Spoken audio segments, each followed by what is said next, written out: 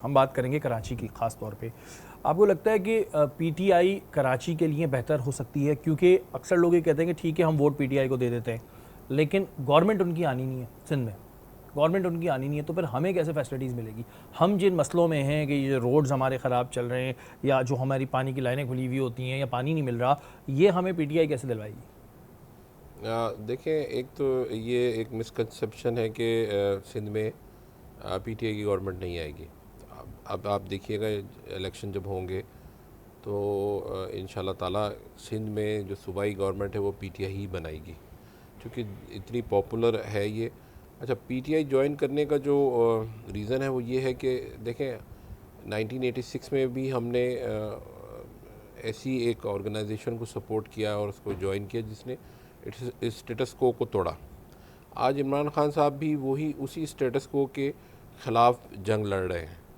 और वो स्टेटस को टूटेगा तो पाकिस्तान इस विशेष साइकिल से निकलेगा। कराची की बदकिस्मती ये रही है पिछले 50 सालों से, जब से देखें, कराची कैपिटल था 1958 तक, वो किसी सूबे का पार्ट नहीं था। उसके बाद फिर वो 1 यूनिट बन गया और 1970 में पहली दफ़ा कराची जो है वो प्रोविंस ऑफ सिंध का पार्ट बना। तो 1970 से अभी आप लें तो समझें कि 53 इयर्स में कराची या कराची के लोगों ने हमेशा किसी ऐसी सियासी पार्टी को सपोर्ट किया है जो अपोजिशन में होती थी। तो पीटीआई जो है वो एक नेशनल पार्टी है और वाहिद नेशनल पार्टी है जो चारों प्रोविंसेस में मौजूद है, एजीके में मौजूद है, जीबी में मौजूद है। तो मेन स्ट्रीम पॉलिटिक्स का पार्ट होना चाहिए कराची को, जो कि ये कभी भी मेन स्ट्रीम पॉलिटिक्स का पार्ट नहीं रहा। और ये एक विंडो कराची के लोगों को मिली है पीटीआई की सूरत में, जिसमें ये मेन स्ट्रीम पॉलिटिक्स का पार्ट बने हुए हैं और बन भी सकते हैं, और आगे भी जो है वो मुझे लगता है कि कराची के मसाइल तभी हल होंगे जब ये मेन स्ट्रीम पॉलिटिक्स को सपोर्ट करेंगे, और वो पॉलिटिकल ऑर्गेनाइजेशन जो इनको ओन करती है। पीपल्स पार्टी है, पीपल्स पार्टी ने कभी ओन नहीं किया कराची को या सिंध के शहरी इलाकों को, तो वो तो कोई ऑप्शन है नहीं। तो हमारे पास जो ऑप्शन है इस वक्त वो एक ऐसी पार्टी है जो कि कौम के बच्चों की जंग लड़ रही है और आने वाले कल की बात करती है। और मैं ये कहूँगा कि कराची का जो भी नौजवान है या हैदराबाद का या जो सिंध का नौजवान है जो स्टेटस को तोड़ना चाहता है, जो 2%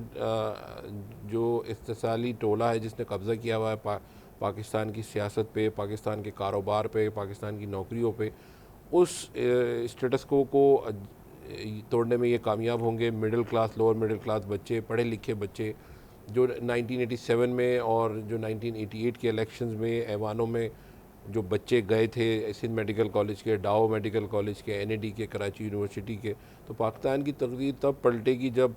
ऐवानों में यूईटी लाहौर के लड़के जाएंगे, किंग एडवर्ड के लड़के जाएंगे, आपके बाउद्दीन ज़करिया मुल्तान के बच्चे जब जाएंगे, और वो जो आम आदमी की तकालीफ़ को समझते हैं और जो ख़ुद उससे गुज़रे होते हैं, जो पब्लिक ट्रांसपोर्ट में जिन्होंने सफ़र किया होता है और लैंप पोस्ट के नीचे पढ़ाई की भी होती है, मोटरसाइकिलों पे और साइकिलों पे घूमे हुए होते हैं, पानी की किल्लत का पता होता है कि पानी आएगा नहीं आएगा, गैस आ रही है नहीं आ रही, नौकरी है नहीं है, और पहली तारीख का जो 20 तारीख के बाद जो वालदा कहती है कि पहली के बाद आपको चीज़ दिलाएंगे।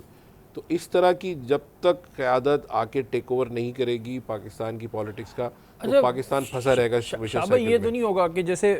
आपने खुद ही कहा था कि जी एमक्यूएम में से कई थे कि जो बहुत मिडिल क्लास फैमिलीज से आए थे और उसके बाद उन्होंने बहुत पैसा कमा लिया, तो यहाँ भी ये ना हो जाए कि जी जो मिडिल क्लास को लेकर आए वो एकदम नया नया पैसा देख के फिर वो भी क्या यार बना लो। नहीं, देखें, एमक्यूएम में दोनों तरह की क्लास है, ठीक है। जो इनिशियली जिन्होंने एमक्यूएम बनाई थी वो तो ज़्यादातर कब्रों में चले गए, या जो बच गए हैं वो भी ऑस्टेरिटी मेजर्स में और अपराइट किस्म की उन्होंने ज़िंदगी गुजारी है। मगर जब ये काफ़िला आगे चला और फिर जो बाद में सेकंड ईयर और थर्ड ईयर क़यादत आई, तो उन्होंने जो फिर लूट मार का जो बाज़ार गर्म किया है वो सबके सामने है। ये चीज़ बड़ी शाहबाज ने इंपॉर्टेंट बताई है कि ये तो हम भी कहते हैं, और